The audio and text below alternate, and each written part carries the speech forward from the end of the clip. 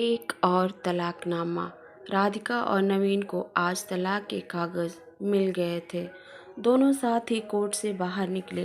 दोनों के परिजन साथ थे और उनके चेहरे पर विजय और सुकून के निशान साफ झलक रहे थे।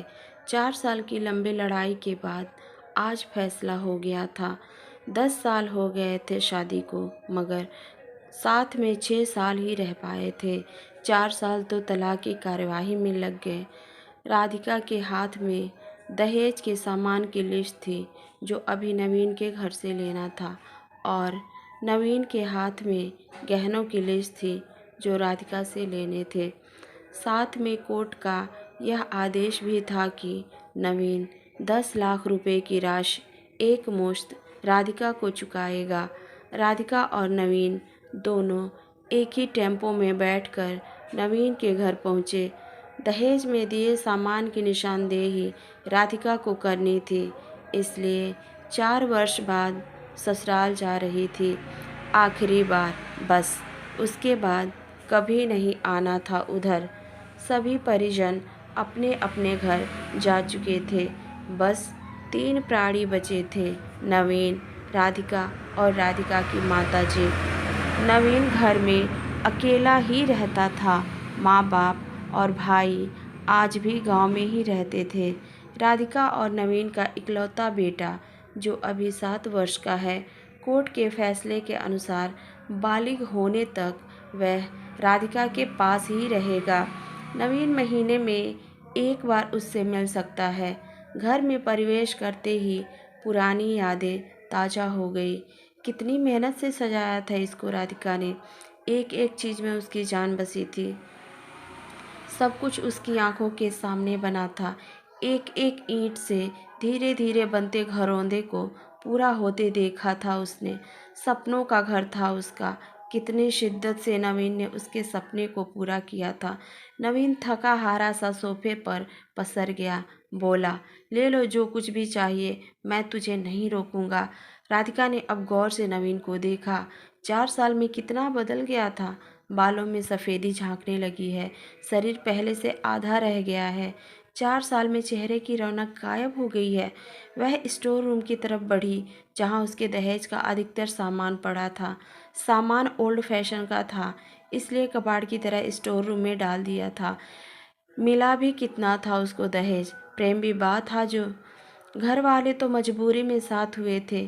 प्रेम विवाह था तभी तो नज़र लग गई किसी की, क्योंकि प्रेमी जोड़ों को हर कोई टूटता हुआ देखना चाहता है। बस एक बार पी कर बहक गया था नवीन, हाथ उठा बैठा था उस पर। बस वो गुस्से में मायके चली गई थी। फिर चला था लगाने सिखाने का दौर। इधर नवीन के भाई भाभी और उधर राधिका की माँ। नौबत कोर्ट तक जा पहुँची और तलाक हो गया। न राधिका लौटी और न नवीन गया। राधिका की माँ बोली, कहाँ है तेरा सामान? इधर तो नहीं दिखता। बेच दिया होगा इस शराबी ने। चुप रहो माँ। राधिका को न जाने क्यों नवीन को उसके मुंह पर शराबी कहना अच्छा नहीं लगा। फिर स्टोर रूम में पड़े सामान को एक एक कर लिस्ट में मिलाया गया। बाकी कमरों से भी लिस्ट का सामान उठा लिया गया। राधिका ने सिर्फ अपना सामान लिया, नवीन के सामान को छुआ भी नहीं। फिर राधिका ने नवीन के गहनों से भरा बैग पकड़ा दिया। नवीन ने बैग वापस राधिका को दे दिया। रख लो, मुझे नहीं चाहिए, काम आएंगे तेरे मुसीबत में। गहनों की कीमत 15 लाख से कम नहीं थी। क्यों? कोर्ट में तो तुम्हारा वकील कितनी दफ़ा गहने गहने चिल्ला रहा था। कोर्ट की बात कोर्ट में ख़त्म हो गई राधिका। वहाँ तो मुझे भी दुनिया का सबसे बुरा जानवर और शराबी साबित किया गया है। सुनकर राधिका की माँ ने नाक भौं चढ़ाई। नहीं चाहिए, वो 10 लाख भी नहीं चाहिए। क्यों? कहकर नवीन सोफे से खड़ा हो गया। बस यूं ही। राधिका ने मुंह फेर लिया। इतनी बड़ी जिंदगी पड़ी है, कैसे काटोगी? ले जाओ, काम आएंगे। इतना कहकर नवीन ने भी मुंह फेर लिया और दूसरे कमरे में चला गया। शायद आंखों में कुछ उमड़ा होगा जिसे छुपाने भी जरूरी था। राधिका की माताजी गाड़ी वाले को फ़ोन करने में व्यस्त थी। राधिका को मौका मिल गया। वो नवीन के पीछे उस कमरे में चली गई। वो रो रहा था, अजीब सा मुँह बनाकर, जैसे भीतर के सैलाब को दबाने की जद्दोजहद कर रहा हो। राधिका ने उसे कभी रोते हुए नहीं देखा था, आज पहली बार देखा। न जाने क्यों दिल को कुछ सुकून सा मिला, मगर ज़्यादा भावुक नहीं हुई। सधे अंदाज में बोली, इतनी फिक्र थी तो क्यों दिया तलाक? मैंने नहीं, तलाक तुमने दिया। दस्तखत तो तुमने भी किए। माफ़ी नहीं मांग सकते थे? मौका कब दिया तुम्हारे घर वालों ने? जब भी फ़ोन किया काट दिया। घर भी आ सकते थे, हिम्मत नहीं थी। राधिका की माँ आ गई। वो उसका हाथ पकड़कर बाहर ले गई। अब क्यों मुँह लग रही है इसके? अब तो रिश्ता भी ख़त्म हो गया। माँ बेटी बाहर बरामदे में सोफे पर बैठकर गाड़ी का इंतज़ार करने लगी। राधिका के भीतर भी कुछ टूट रहा था, दिल बैठा जा रहा था।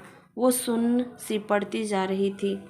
जिस सोफे पर बैठी थी उसे गौर से देखने लगी। कैसे कैसे बचत करके उसने और नवीन ने वो सोफ़ा ख़रीदा था। पूरे शहर में घूमी तब यह पसंद आया था। फिर उसकी नज़र सामने तुलसी के सूखे पौधे पर गई। कितने शिद्दत से देखभाल किया करती थी। उसके साथ तुलसी भी घर छोड़ गई। घबराहट और बढ़ी तो वह फिर से उठकर भीतर चली गई।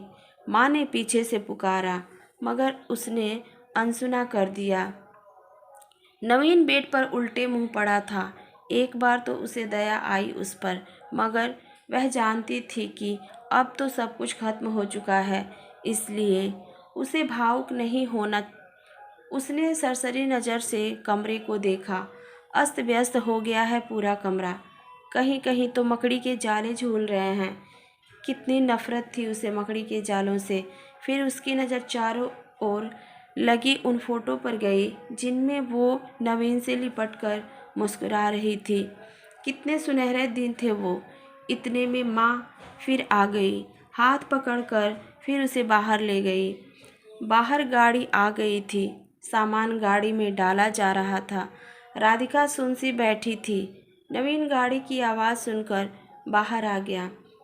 अचानक नवीन कान पकड़कर घुटनों के बल बैठ गया। बोला, मत जाओ, माफ़ कर दो। शायद यही वो शब्द थे जिन्हें सुनने के लिए 4 साल से तड़प रही थी। सब्र के सारे बांध एक साथ टूट गए।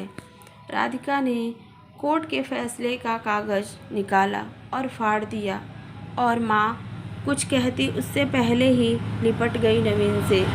साथ में दोनों बुरी तरह रोते जा रहे थे।